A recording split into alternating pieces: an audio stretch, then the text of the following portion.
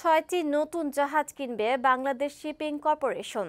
এসব জাহাজে লোকবল নিয়োগে দেশের মেরিনারদের প্রাধান্য দেওয়ার কথা জানিয়েছেন নৌপরিবহন উপদেষ্টা অবসরপ্রাপ্ত brigadier general M Sakhawat Hossain.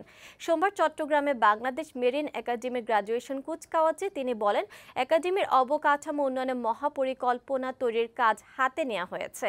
Marine একাডেমিকে আন্তর্জাতিকভাবে গড়ে তুলতে বিভিন্ন বিদেশি প্রতিষ্ঠানের সাথে কাজ করা হচ্ছে বলেও জানান তিনি। আমরা বাংলাদেশ শিপিং কর্পোরেশনের এনলার্জ করছি।